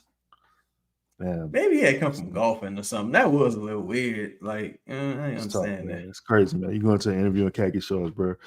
Carl, shout out to Carl, man. Carl was in the building too. Carl Langley. Why this motherfucker Willie Green dressed like the pool boy in this video? I don't know. Yeah, you dress like a scout leader. Shout out to Carl again, man. He be thinking about Arsenio Hall eating cheese. Why you tell me that cheese was this good?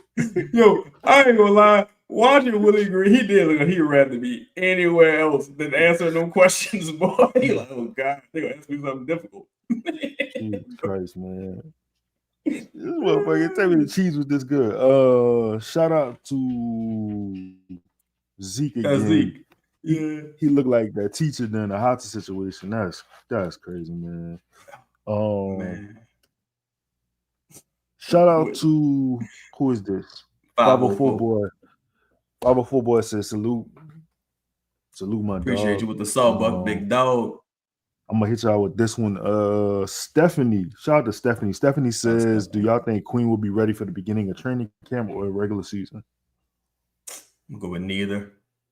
Just because of the nature of that interview. But I do think he'll be ready early on in the season. And I think, again, I don't think Willie Green really calling the shots like that either. As far as rotations, it's like, look, Willie, this dude Queen gonna be here long after you're gone. I'm invested. We get him out there. Yeah. Let's get him on the floor. So I'm hoping early November. Man, that's about it for me, big dog. Yeah, I didn't really have anything else, man. Shit, I mean, if y'all ain't got nothing, you know what I'm saying? We appreciate y'all pulling up again. Shout out to everybody on the YouTube community. Shout out to everybody on Twitter. Shout out to everybody who pulled up. I do want to say again, next show, we probably do the same thing. Get the live comments in here. If you're on Twitter, You got to go to YouTube if you want to pull up on the show. So again, we appreciate y'all coming out. Love, you know what I'm saying? We'll see y'all sometime this week, probably Wednesday. Thanks. I'm about to say I'm trying to end